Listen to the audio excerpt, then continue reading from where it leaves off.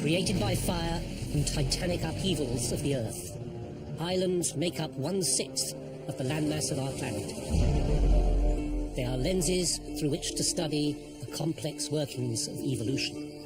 Tropical islands have been important in the understanding of evolution ever since Charles Darwin visited the Galapagos early in the 19th century.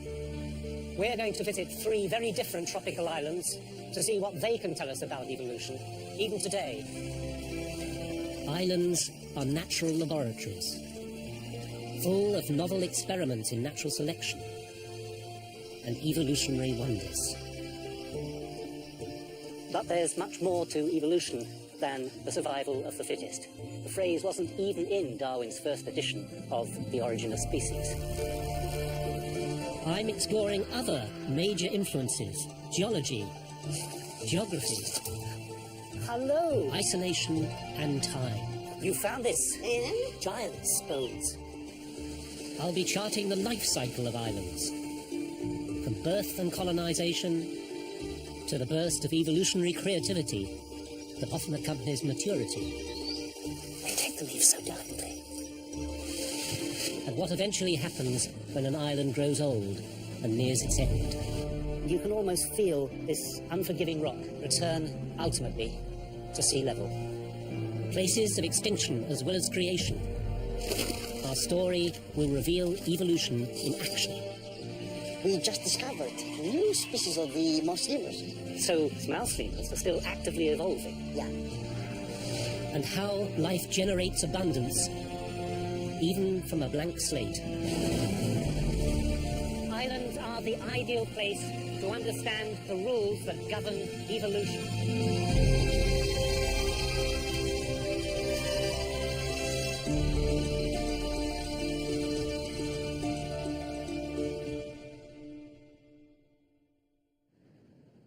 So far in this series, I've been to Hawaii and seen how a freshly born volcanic island is formed and colonized by life, and how species adapt to new environments.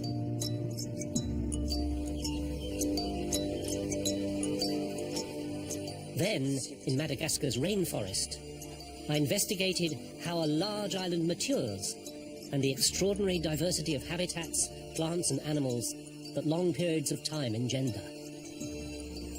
In this third and final episode, I travelled to Madeira, an island far into the geological aging process, and one that is a refuge for species that are elsewhere extinct. It's easy to be seduced by Madeira as a holiday paradise, the land of flowers. In fact, it's something of an ark. But it's an ark where time has not stood still, where evolution is still in action. It's a wonderful place to understand the processes underlying the origin of species. 500 miles from the southern tip of Europe and 360 from the west coast of Africa, Madeira is the largest of a group of ancient volcanic islands. And at its heart is the Laura Silva.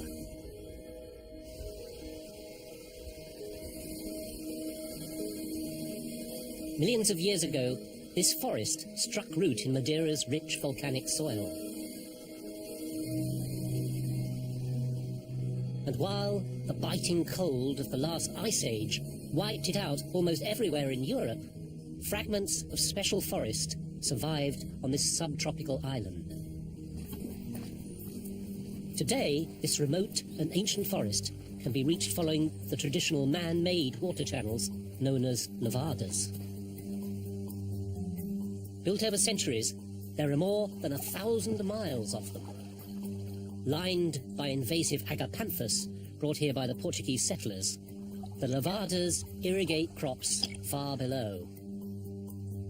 But they also provide gateways. On the south side of the mountain, the Laura Silva is mixed with troublesome foreign weeds. But on the other side of the mountain, there is a secret Eden, and I can reach it through an underground tunnel.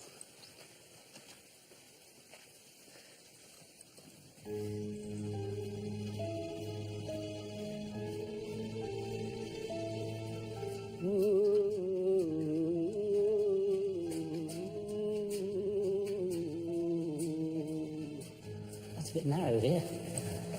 Bloody hell.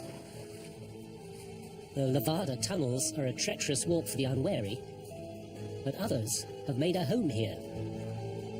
I've just found the most unlikely place in the dark. The spider. Maybe it's one of those special dark adapted cave spiders. After several hundred feet, I spot distant daylight.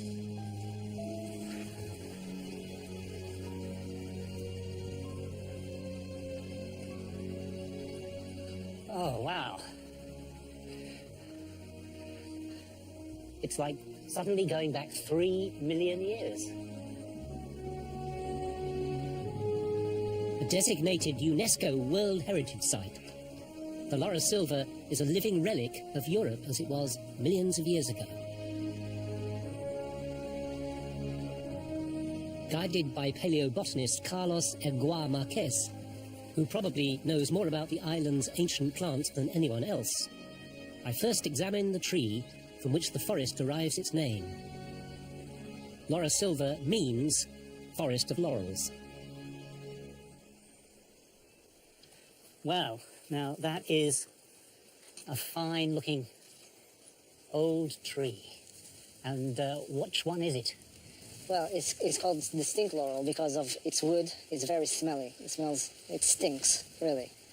And do we know why that might be? Most probably, it could be like a defense for the tree. I gather this has a history, though, this particular tree. Yes, this tree once lived in Europe and became extinct because of climate change. But they are still living here in Madeira. So it really is true that we have walked into a sort of time warp here. Exactly.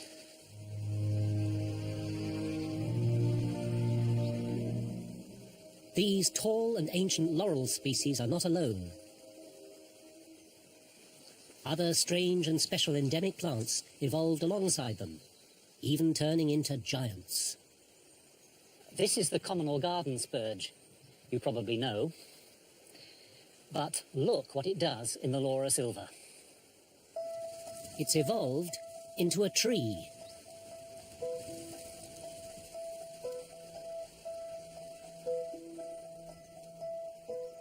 Turning into a tree, evolving what is called woodiness, is an evolutionary strategy also adopted by this relative of the dandelion. From seeds carried by bird or by wind, such plants had to compete for light with the evergreen Laura Silva forest, and one strategy available to them was to become giants themselves. Oh, yes. This is a foxglove. It's a foxglove that's turned into a tree.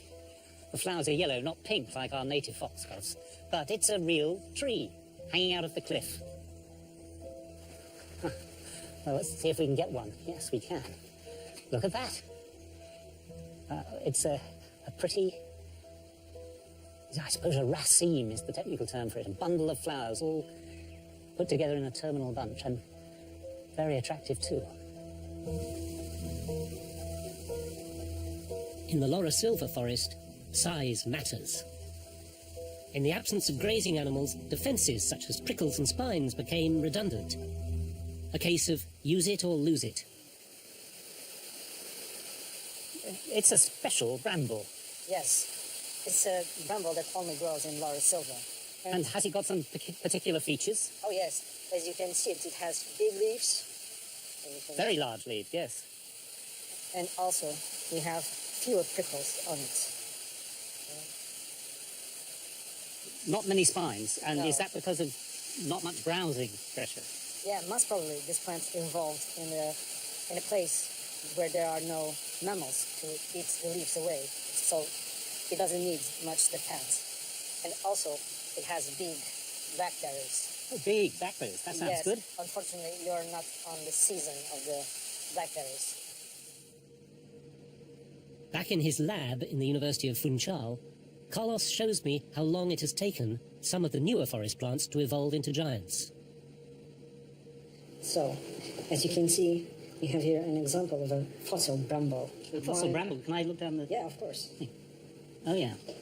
3 leaflets? These are the tips of the bramble itself.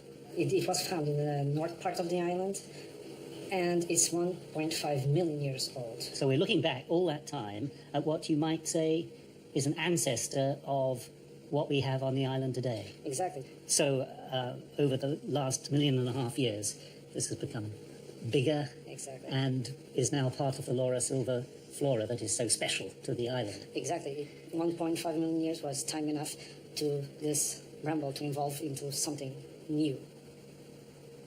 And deposits like this are extremely rare because we are in a volcanic island. So you must have been really pleased when you found it. Oh yeah, very, very pleased. It's so rare to find something like this. In 1.5 million years, the leaves of this fossil have grown to be 5 times larger than when it first arrived. A similar growth spurt has accompanied the evolution of another Madeiran giant. Spiders can be carried far and wide by the wind, and wolf spiders, like this nocturnal hunter, have possibly been here for millions of years. But on the nearby Desertas archipelago, a group of small islands off the coast of Madeira, they have evolved into an arachnophobe's nightmare.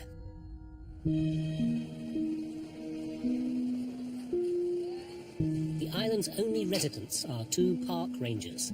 One of them, is Humberto Silva, has been ferried back to Madeira by the Portuguese Navy with special permission to show me one. Since she can give a very nasty bite, I'm taking no chances. I'm about to meet Europe's largest spider, Ogna ingens, which lives on a small island just off Madeira. And I am looking forward to the prospect in a grisly kind of way.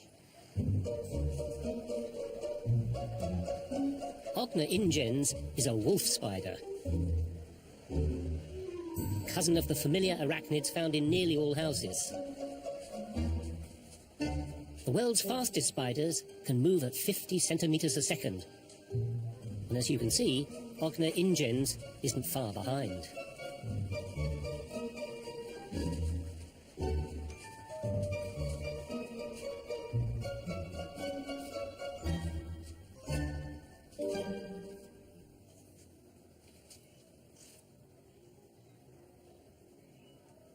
Every island in this group of islands has an endemic species, and they're all a little scary and rather large. A wonderful example of island gigantism. Will he come on my glass, do you think? Okay. According to Mediterranean tradition, it was the bite of the wolf spider that gave rise to the frenzied dance of the tarantella. So when European explorers found even larger spiders in the New World, they called them tarantellas, or tarantulas. Well, I hope she's comfortable. I'm a little uncomfortable. Well, I think, charming though it is, I don't want to move too fast, so maybe I can hand it back to the daddy. And have you been bitten by this spider? Yes, they have a poison, they have coagulation. Oh, I know, it breaks down Yes. the tissue and produces Yes. a big scar. Yeah? Yes. Having collected spiders like this since he was a boy, Humberto has built up immunity to their venom. But it's lethal to the small lizards it preys on. Moving from a diet dominated by insects to one including lizards no doubt helped nudge Ogna ingens to become larger. Giants are a common feature of island life, but evolution does place limits on a spider's size. Even with unlimited resources and no threat of predators, there is still a ceiling on how big you can get. Spiders, like insects and crustaceans, are arthropods. That is, they have jointed legs. They carry their skeleton on the outside. So their legs, for example, are like tubes with the muscles inside. This imposes a real limit on how large they can grow. Surprisingly, it's not just gravity which imposes limits on the size of arthropods. Oxygen also has a crucial role to play. Because they have their skeleton on the outside, arthropods have to absorb oxygen, as it were, through the skin. This too imposes severe limits on the size to which they can grow. In some arthropods, there are little tubes that inside the animal that increase the surface area, but even they can only operate up to a certain size. As an arthropod gets bigger, the volume increases disproportionately to the surface area. In other words, once you get large, it's harder and harder to get enough oxygen into the system. Today, the biggest living arthropods are found in the oceans. Water contains roughly 12% more oxygen than air, and its buoyancy neutralizes the limits gravity imposes on land, which means that these spider crabs can grow legs 6 feet long and weigh upwards of 40 pounds. Nevertheless, in the past, terrestrial arthropods have certainly grown much bigger than they do today. 300 million years ago, the atmosphere was exceptionally rich in oxygen, and that allowed for giants to appear. Dragonflies larger than any that have lived on Earth. Millipedes, 2 meters long. It must have been a rather wonderful, if bizarre, world.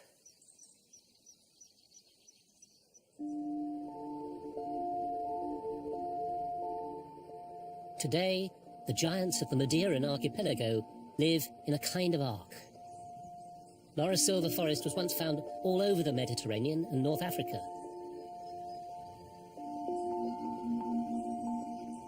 What remains is just a fragment, a time capsule isolated from the outside world, whose inhabitants, both large and small, have been spared from the predators and competitors that might otherwise have led to their extinction. If a special habitat persists, then so will the species adapted to it. And nowhere proves this better than the wonderful Laurus silver forest in Madeira.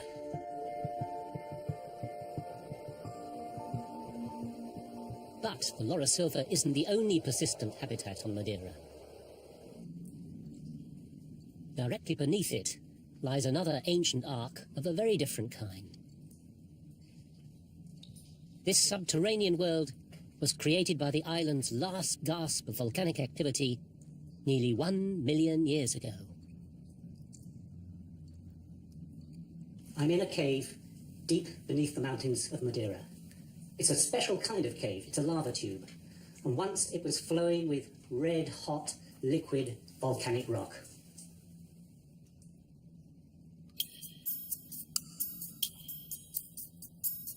Hot basalt magma is extremely liquid and fluid. It flows very fast. As it cools, though, it produces a crust on top which actually seals the lava in. So you could say that the basalt makes its own burial chamber.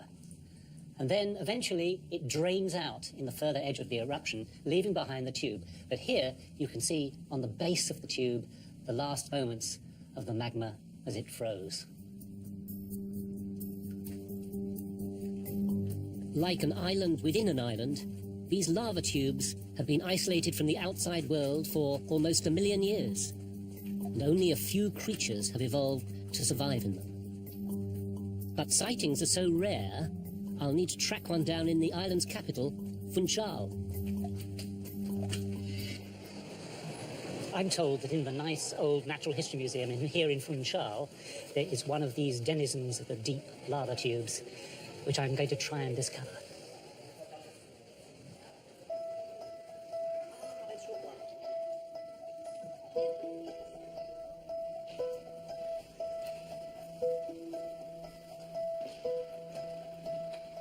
The museum is almost as difficult to navigate as the island's labyrinthine lava tubes.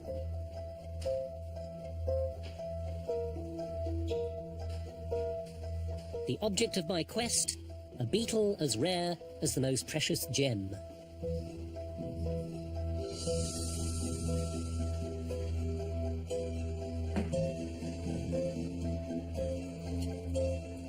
So, which is the famous cave species in here? Well, that one? It's absolutely minute. and it rejoices in the name of Thalassophilus piperi, which just goes to prove that the Latin name is inverse proportion to the size of the animal. But then, I'm not surprised it's small, because after all, in a cave, there's very, very little to eat, and it doesn't come along very often. So you might say, of course it's small.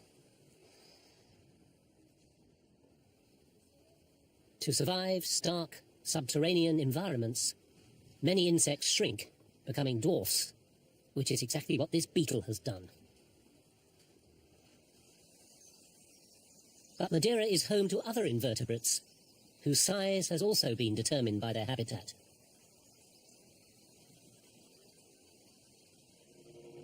This tiny snail is one of 180 different snail species. It's become a dwarf because it's adapted to living on the island's high peaks, where food is scarce. In contrast, these much larger snails live close to sea level, where there is food in abundance. Its large size and hard shell also has a secondary benefit. It acts as a deterrent against all but the largest birds. Yet it is largely thanks to birds that snails colonize Madeira in the first place. Recent research suggests that up to 15% of snails can survive passing through a bird's digestive system to emerge alive in droppings. But, oddly, Madeira has almost no native birds.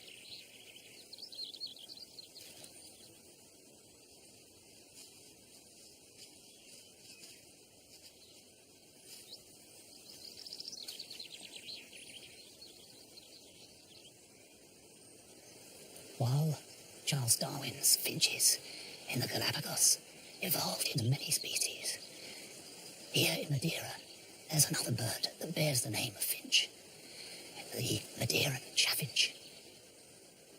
But it's tremendously similar to the European chaffinch and is only recognised as a different subspecies. In other words, it's almost the same thing. Hawaii's iconic honey creeper birds are also finches. Oh. Yet on Hawaii, an island group younger than Madeira, honey creepers are not only native, but they have diversified into more than 50 endemic species. And each one of them has a specialist ecological niche to fill. So why haven't the numerous birds of Madeira evolved into endemic species? The answer lies here in the Natural History Museum at Funchal.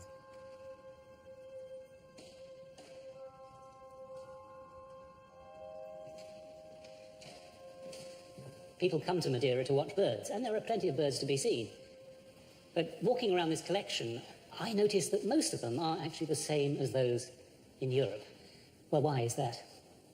Birds of passage moving from Africa to northern Europe pass through Madeira.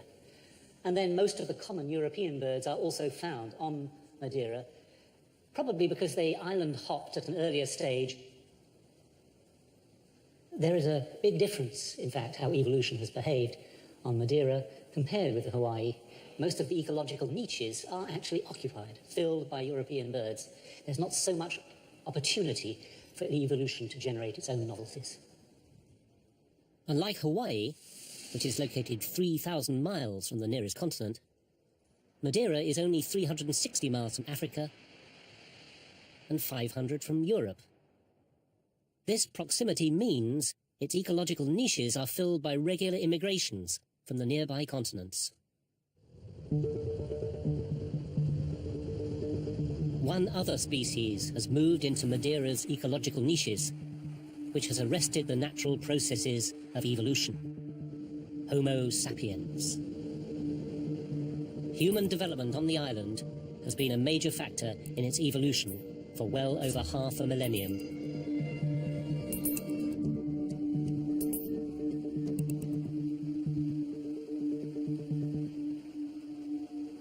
In 1419, Captain Jarco, in the service of Henry II of Portugal, sometimes called Henry the Navigator, set foot on Madeira for the first time. within a few years, huge swathes of its natural forest had been burned. One fire is supposed to have burned for 7 years. Soon, sugar cane was being cultivated in vast areas. It made the fortunes of many. So, with the dawn of the age of discovery for Portugal, it was the end of the age of innocence for Madeira. The loss of innocence that accompanies humankind's arrival and settlement of any island was, however, not without its benefits to science. It's a little-known fact that Charles Darwin's The Origin of Species refers to Madeira more often than the Galapagos. And that was because his close friend, the pioneering naturalist Thomas Vernon Wollaston, spent many years studying endemic insects here.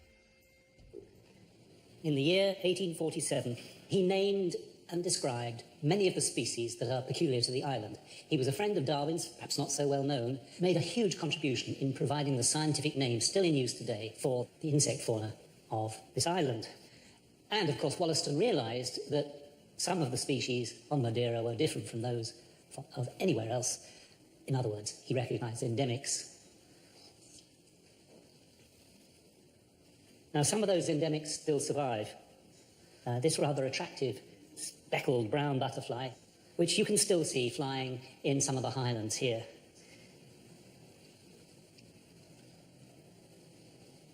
But other species were not so fortunate.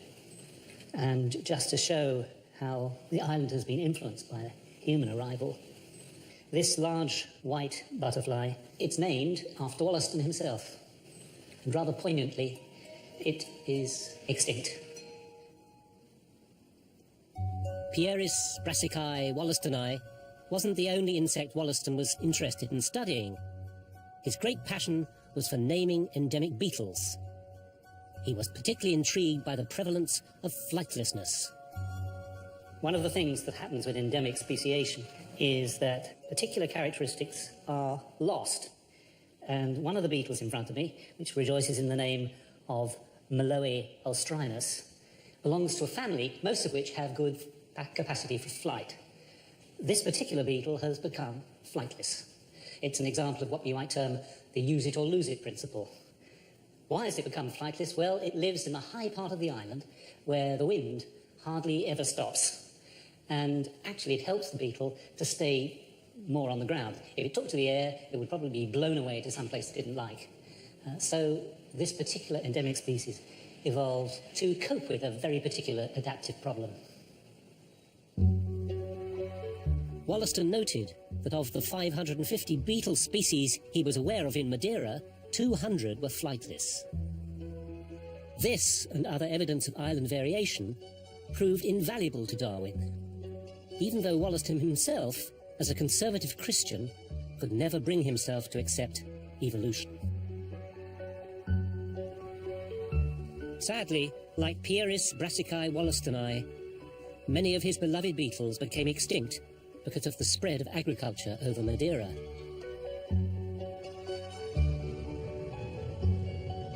The extent to which humans have transformed the island is apparent everywhere. Because 90% of the island is steep cliffs, the airport is an engineering wonder that extends into the sea. Even much of Funchal, the island's capital, clings to the precarious slopes of a deep ravine. The lower slopes are covered with rich volcanic soil. Any crop can grow here. There are bananas, there are grapes, a profusion of vegetables, and there's practically no room for wildlife of any kind.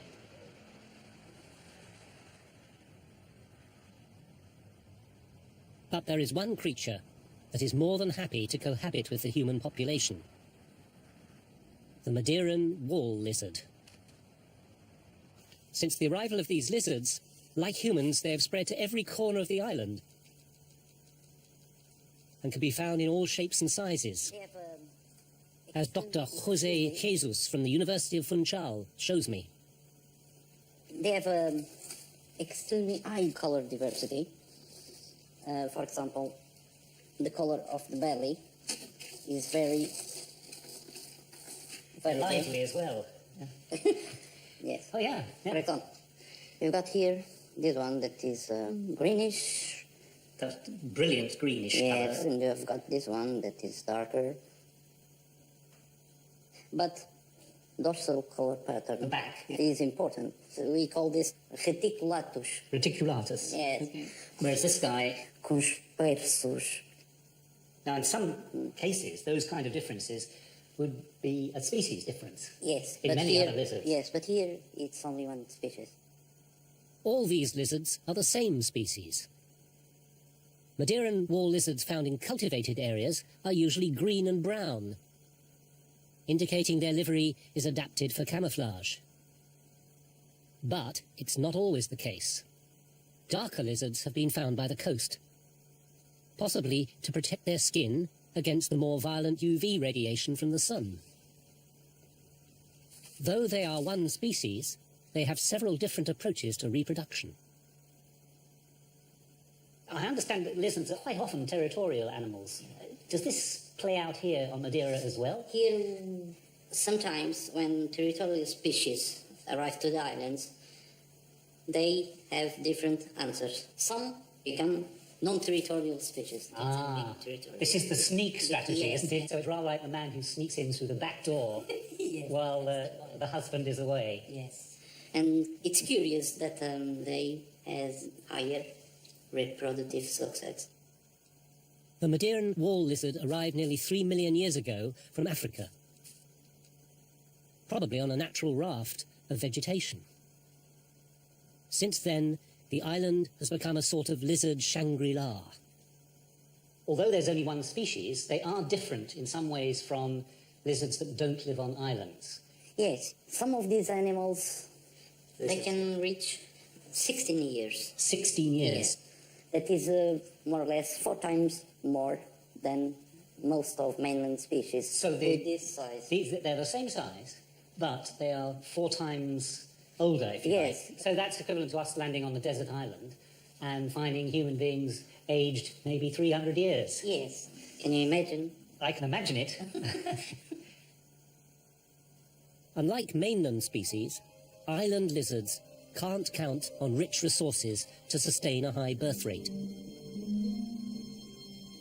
The Madeiran wall lizard has elected instead to produce fewer young and consequently needs to live longer to keep up the population. Island life has served to extend their lifespan. But islands have a lifespan of their own.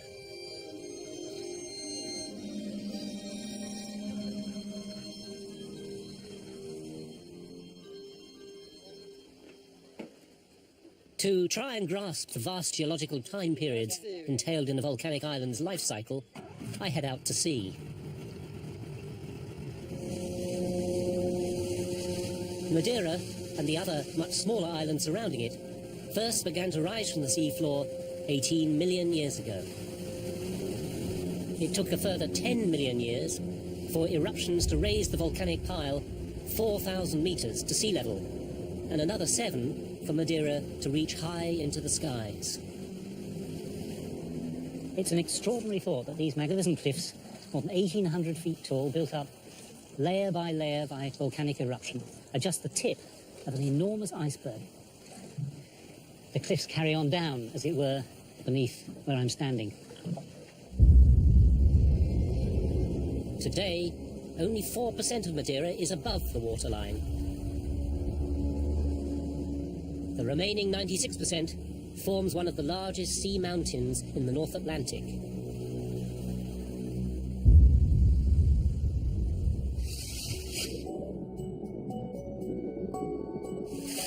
This giant geological formation has created a rich deep-water habitat that attracts aquatic mammals from all over the world. The dolphins and their close cousin the whales are living here and enjoying life so much because of the geology of Madeira. The rock that plunges so deeply down to the abyssal floor brings up cold, nutrient-rich currents from the depths that nourish shoals of fish, which of course provide their favourite food.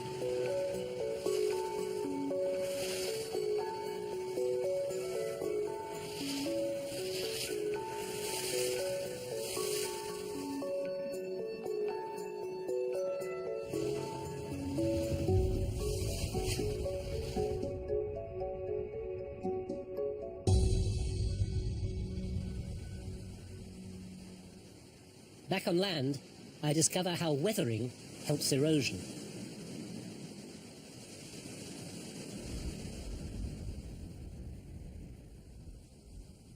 Madeira was built up from a whole series of explosive eruptions.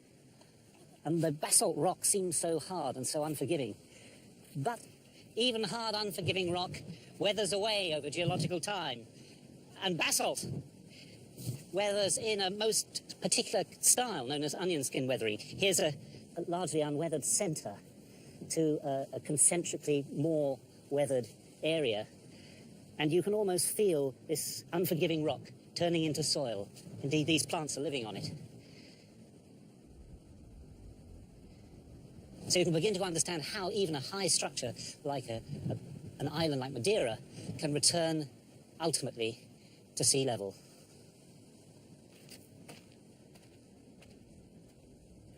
Madeira is geological proof that what goes up Must go down.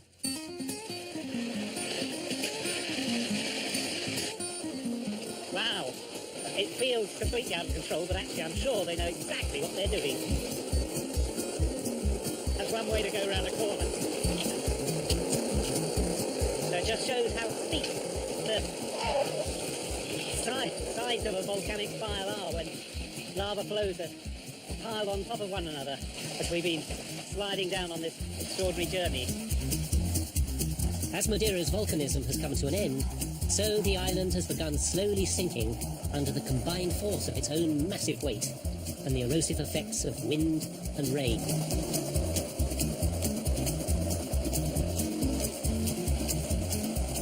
So I suppose for every foot or so we go down here, we're talking about another 1,000 years of erosion.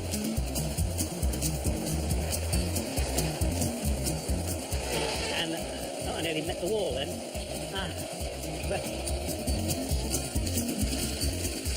And here we are. Phew.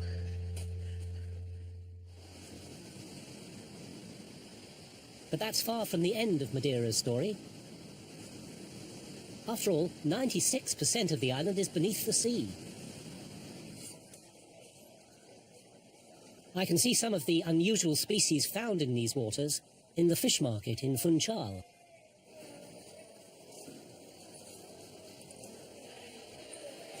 This espada, obviously deep water fish, because they've got great eyes to make use of whatever light there is at that depth. And the needle-like teeth don't leave much doubt that this is a serious predator. So it's quite an ugly critter, but actually it tastes really rather wonderful. Which gives me an idea. Hello, good afternoon. Good afternoon. Please. Thank you. Thank you very much.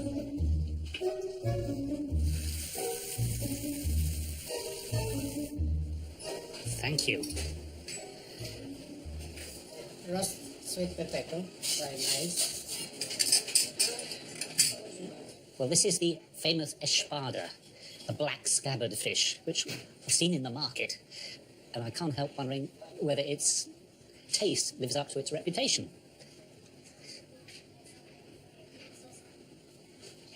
As indeed it does. No, it's really delicious. It's not quite as firm as cod, but just as kind of succulent on the tongue. It's a really delicious fish.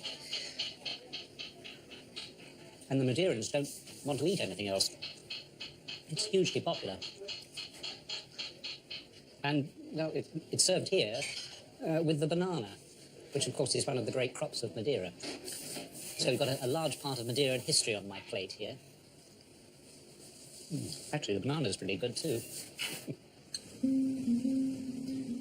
Rather less edible examples of Madeira's deep-water evolutionary oddities are kept in the Marine Biological Station of Funchal. The station was originally established more than 70 years ago to study deep-sea fish, particularly sharks and rays, and as a window onto the marine habitat surrounding Madeira. Among the most prized specimens in their collection is this monster. It's an anglerfish, the largest specimen ever found. and in a way, the strangest imaginable example of how in evolution, if you don't use it, you lose it. In this case, the male of the species. It's dwindled to virtually nothing. You can recognize this as an anglerfish by the strange little fishing rod contraption at the top, which has a lure to attract its prey.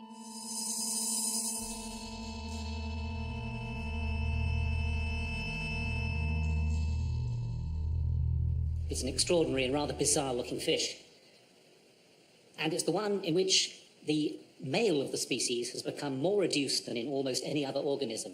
In fact, this tiny little appendage hanging off the corner here is the male. It's been reduced to little more than a tiny stump.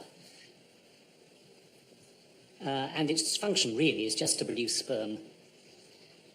So in some ways, this fish is the ultimate feminist icon.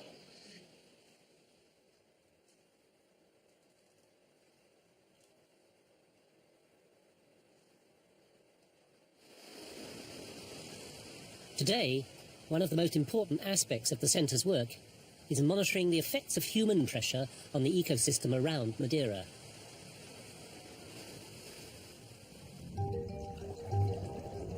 Here, often swimming beneath the oblivious tourists above, the divers scout for local species, like these large starfish.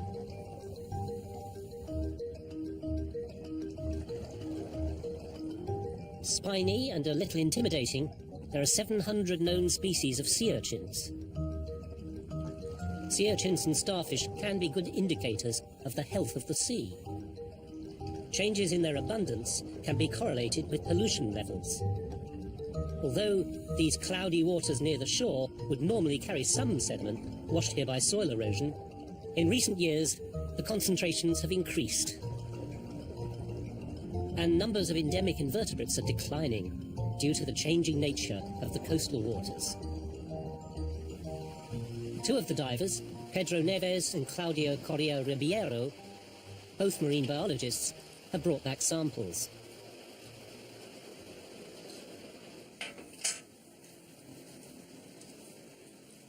So what have we found today? Okay, we have 2 sea urchins and 2 starfishes, and we normally use these animals for exhibitions, especially with the kids, so that they can feel how it feels to touch. So how often do you go out on these dives?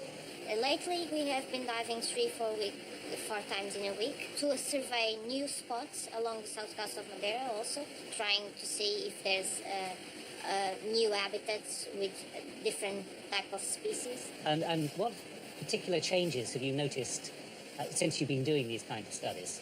Right now we have a big, thick layer of sediment just on top of all the rocks, and that prevents marine organisms from growing as abundantly as they used to. So that's one cause for concern right now. But one group of specialist filter feeders seems to find the marine conditions off Madeira exactly to their taste. João Canning-Claude is leading a team investigating animals called bryozoans.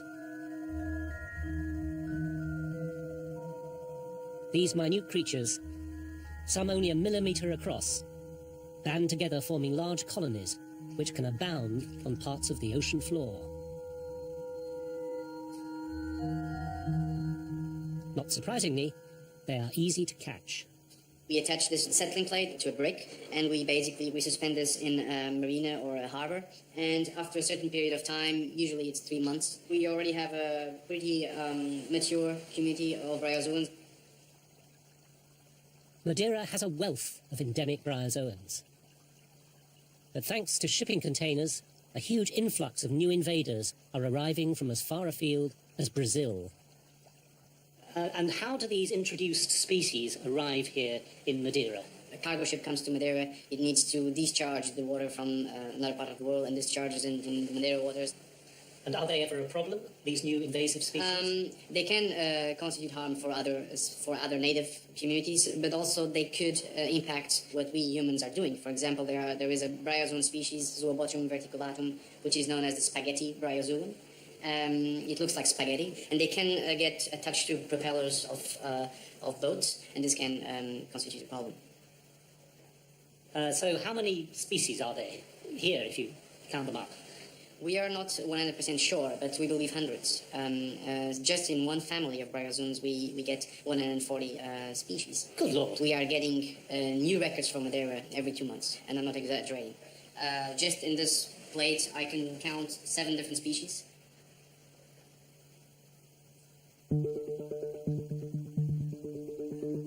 Madeira's waters are no longer a persistent and slow-changing habitat, but one that is undergoing rapid environmental change. This deep-water, long-snouted lancetfish has a voracious appetite and will eat almost anything. Because of this, the centre's director, Manuel Biscoito, conducts regular dissections of its stomach contents.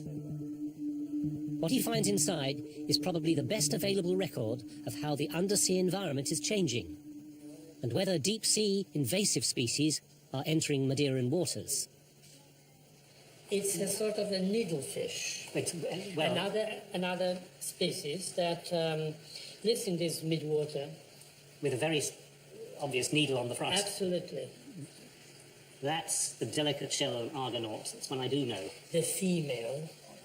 Oh, is that Okay. That looks suspiciously like Right. something That human. is something human indeed. Well, absolutely, as you said. And it's an identifiable species, too. That's plastic. It's got a barcode. Well, it's a wrapping of some sort of product. So the fish would have seen that floating down through the water And column. mistaken it as jellyfish, for instance, or other organisms of the plankton. Here must. And we got another piece. Yes, Do you think it's the same wrapper or a different one? it's probably the same. So I can't recognise the writing on it. No, it seems It or looks- Greek or Arab. So we need a linguistic expert now. The invasive species in this case is man-made. What makes this find so disturbing is that the lancet hunts at depths of over 200 meters. And incidences of eating plastic have only appeared in the last decade or so. Well, that's an amazing inventory from one dissection, but it's only a part of a really long-term series of data. It is indeed. It started in 1945. Have you got... Yes, we Your books actually for have that? the original register from there. From enough. Here are the original records. And it says here, report on the stomach content of the lancetfish. On March 1945, one of these had 6 argonauts. Nothing Large changed argonauts. there, yes. And some other cephalopods, Yes. what is here. And it goes on and on and on, all along since 1945 up to now. My handwriting, because in the meantime I arrived here. Yes. I just picked up 2010, August 17, and I say here, plastic debris. So the plastic... And a one piece of here. newspaper.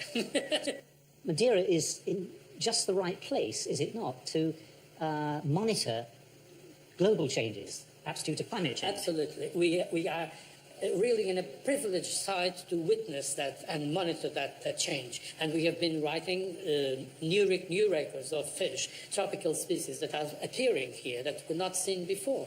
And we are noticing that some fish that are more typical from the colder, from the temperate areas, are just slowly vanishing.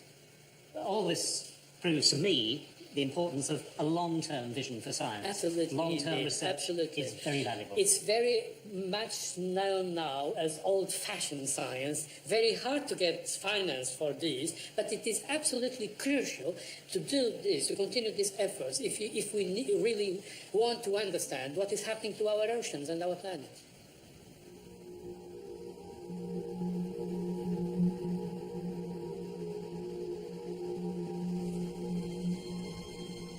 Madeira's location on the borders between the temperate and tropical zones of the Atlantic Ocean give it a uniquely global overview on how climate change is impacting on marine evolution. We can only hope that just as the Madeirans have learned lessons from their past, so can the rest of us. Because the deep blue waters that surround this tiny island once ran red with the blood of whales and dolphins. Within living memory, Madeira has turned from being one of the most prolific whaling islands in the world to one of the most popular for dolphin and whale watching. It's a story we have also seen on the 2 other islands of our series. On Madagascar, we joined a small group of dedicated conservationists, struggling to preserve what remains of the rainforest so many of the unique animals and plants depend on. While on Hawaii, we witnessed the strenuous efforts being made to save rare species after the devastating effects of invasive diseases and new predators. Here too, we saw how modern science is trying to use pioneering techniques to bring back species almost from beyond the grave. Extinction on islands is ever present.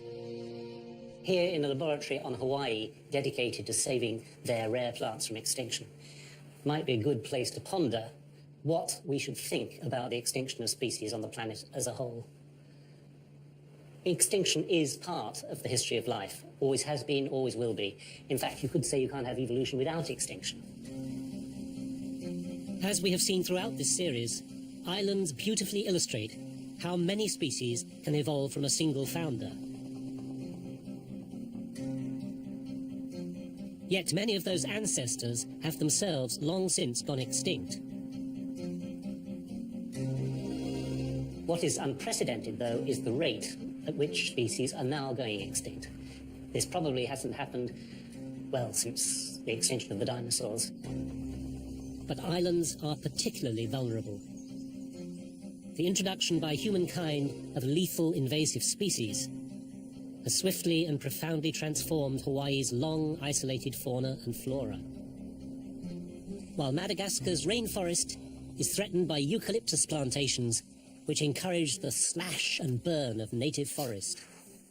These islands are the very place, as we've seen, where we can understand how evolution works most clearly. So to save a few plants on Hawaii, for example, is not just to save a few pretty organisms, but it's to save important evidence for the very workings of evolution itself. If islands are places where paradise has so often been lost, they may also remain our best hope for learning how paradise might be regained. Now a purple. She's very adorable. Keep it.